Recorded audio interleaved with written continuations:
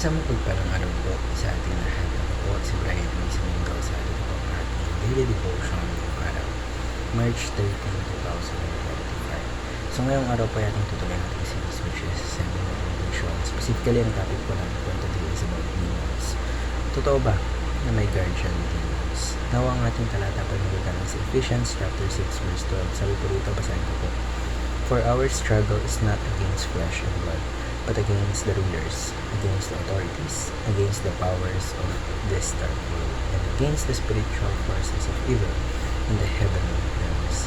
Na upang natin mas maunawaan kung anong ibig sabihin nito, para mas maintindihan natin ang ating devotion, po tayo pagdadaw sa ating mga teachings for today. So, una po, sabi po rito, basahin ko po, demons are real and active.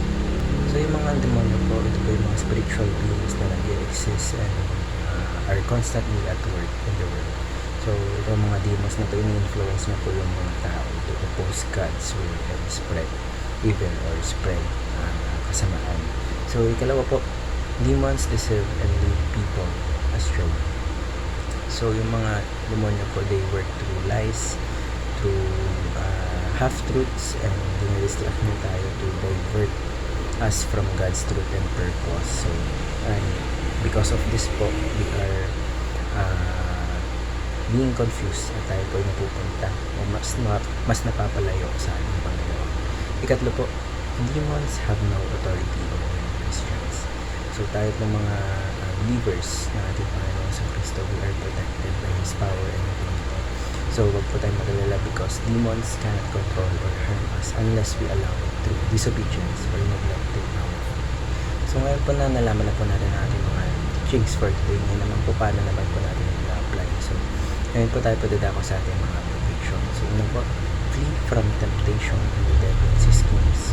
So dapat maging alerto tayo sa mga traps ng demonyo ng Satan. So let's avoid situations na maaaring makapagdulot ng kasalanan and i-rely natin sa Diyos ng strength na kailangan natin to resist temptation. Ikalawa po, attack Satan's territory through the gospel. So let's spread the good news of Jesus Christ to advance God's kingdom. So yung gospel po, napaka-makapangyarihan po yan and breaks the hold of darkness in people's lives. And last but not the least po, live by the truth as a defense against Satan's lies.